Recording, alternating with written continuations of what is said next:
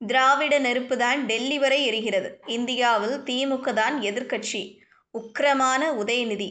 இந்தியாவின் தென்கோடியில் இருக்கக்கூடிய தமிழகத்தில் இருந்து நாம் பற்ற வைக்கக்கூடிய திராவிட சூடு இன்றைக்கு ஒட்டுமொத்த நாட்டையும் டெல்லியையும் ஆட வைத்துள்ளது.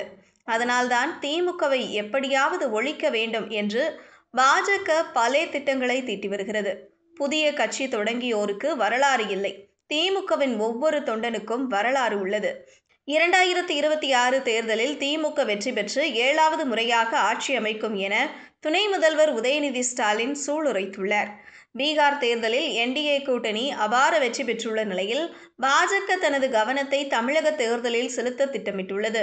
பீகார் தேர்தலில் பாஜகவின் அபார வெற்றி தமிழகத்திலும் எதிர்பார்ப்புகளை உருவாக்கியுள்ளது.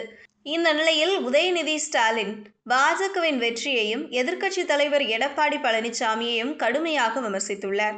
உதயநிதி ஸ்டாலின் பேசுகையில், திராவிட இயக்கத்தை வளர்ப்பதற்காக நாம் இந்த அளவுக்கு உழைத்து கொண்டு இருக்கிறோம்.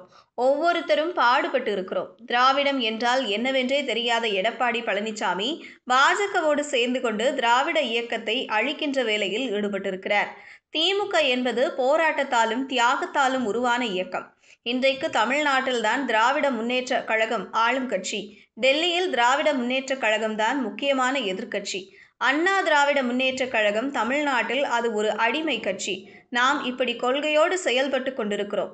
ஆனால் கொள்கையற்ற கூட்டமாக, வன்மத்தை அவதூறுகளை பரப்புகிற கூட்டமாக இன்று ஒரு கூட்டம் உருவாகிவிட்டது. திராவிட இயக்கத்தின் கொள்கைகளை, திமுகவுடைய கொள்கைகளை இன்றைக்கு நாடு முழுவதும் பரவியதை பார்த்த பாசிச பாஜக கூட்டத்திற்கும் அடிமை பாஜக கூட்டத்திற்கும் நிலை புரண்டு போய் உள்ளனர். சுடுதண்ணீர் வைக்கும்போது பாத்திரத்தில் தண்ணீர் ஊற்றி ஒரு தட்டு வைத்து கீழே மூடி இருக்கிற நெருப்பினால் சூடேற்றி பாத்திரத்தில் இருக்கக்கூடிய தண்ணீர் கொதிக்க ஆரம்பிக்கும். அப்போது பாத்திரத்தை மூடக்கூடிய மேலே இருக்கிற தட்டு மெதுவாக ஆட ஆரம்பிக்கும். அதுபோல இன்றைக்கு இந்தியாவின் தென்கோடியில் இருக்கக்கூடிய தமிழகத்தில் இருந்து நாம் பற்ற வைக்கக்கூடிய அந்த திராவிட சூடு இன்றைக்கு ஒட்டுமொத்த நாட்டையும் டெல்லியையும் ஆட வைத்துள்ளது.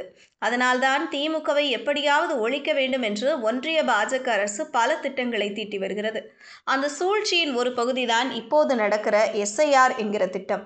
திமுகவுக்கு ஆதரவாக இருக்கக்கூடிய வாக்குகளை எல்லாம் எப்படியாவது முடக்க வேண்டும், நீக்க வேண்டும். குறிப்பாக சிறுபான்மை மக்கள், பெண்கள், ஒதுக்கப்பட்ட மக்களுடைய வாக்குகளை எல்லாம் நீக்க வேண்டும். இதுதான் அவர்களின் ஒரே நோக்கம். இந்த சூழ்ச்சியை முறியடிக்கின்ற வகையில் நீங்கள் அத்தனை பேரும் உங்களுடைய வாக்குச்சாவடியில் உங்களுடைய வாக்குகளை முதலில் நீங்கள் சரி செய்ய வேண்டும். மிகுந்த கவனத்தை கொண்டு நாம் பணியாற்ற வேண்டும். 2026 நமது கழக கூட்டணி மீண்டும் வெற்றி பெற வேண்டும். நிச்சயம் வெற்றி பெறுவோம். நமது கழகம் 7வது முறையாக நிச்சயம் ஆட்சி அமைக்கும்.